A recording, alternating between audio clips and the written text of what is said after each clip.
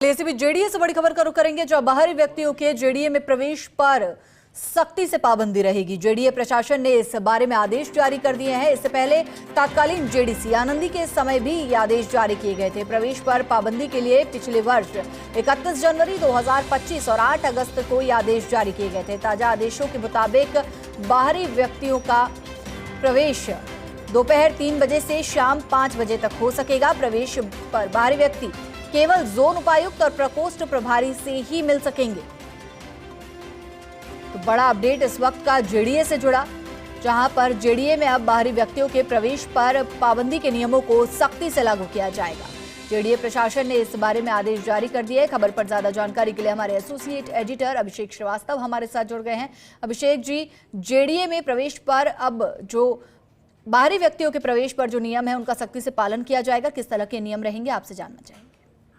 देखिए, इस बार जो बाहरी व्यक्तियों के प्रवेश पर पाबंदी को और सख्त किया गया है। जो आवेदक है या कोई भी व्यक्ति है उसके लिए प्रवेश के लिए जो निर्धारित समय है वो पहले की तरह दोपहर 3 से लेकर शाम 5 बजे तक रहेगा। इसके अलावा जो जेडीए प्रशासन की ओर से आदेश जारी किया गया है उसमें भी ये भी स्पष्ट किया गया है कि जोन कार्यालय या जो प्रकोष्ठ का जो कार्यालय है उसके कार्मिक जो संबंधित आवेदक है उससे फोन पर संवाद नहीं करेंगे, ना फोन पर संवाद करेंगे, ना व्यक्तिगत रूप से संवाद करेंगे। और ऐसा कोई प्रकरण प्रशासन के संज्ञान में आया तो संबंधित कार्मिक के खिलाफ कठोर अनुशासनात्मक कार्रवाई की जाएगी। ये जो कार्मिक है वो आवेदक से औपचारिक जो कार्यालय पत्र है उस पर, ईमेल पर या जेडीए पोर्टल के माध्यम से ही संवाद कर सकेंगे। इसके अलावा इसमें ये भी हिदायत दी गई है कि जो जोन कार्यालय और प्रकोष्ठ कार्यालय है उनमें अगर कोई कांच की दीवार है तो कांच की दीवार पूरी तरह से ट्रांसपेरेंट रहे, ये सुनिश्चित करना होगा। उस पर कोई कागज, मैप, फिल्म या स्टिकर चिपका नहीं होना चाहिए।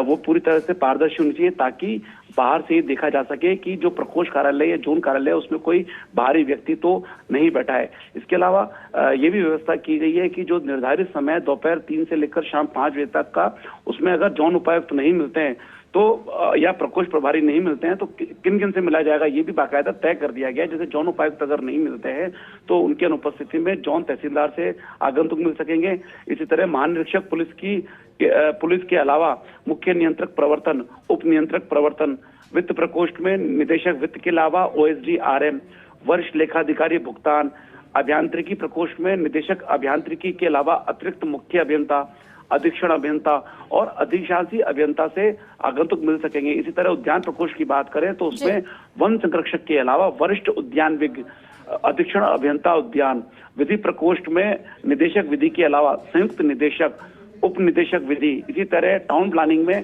डायरेक्टर टाउन प्लानिंग के अलावा अतिरिक्त मुख्य नगर नियोजक और वरिष्ठ नगर नियोजकों से ही आगंतुक मिल सकेंगे।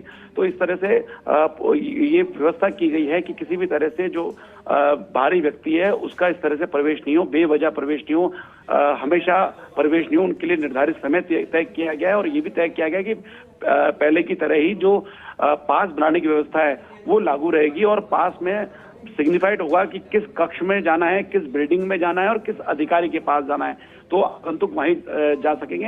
ये आदेश, हालांकि इस तरह के आदेश नए नहीं है, पहले भी जो तत्कालीन जेडीसी आनंदी थी उनके समय में भी 2 बार इस तरह के आदेश निकाले गए थे। उसी की कंटिन्यूस में एक और आदेश हाल ही निकाला गया जिसमें इस पाबंदी को और सख्त किया गया है। जी, शुक्रिया अभिषेक जी इस जानकारी के लिए।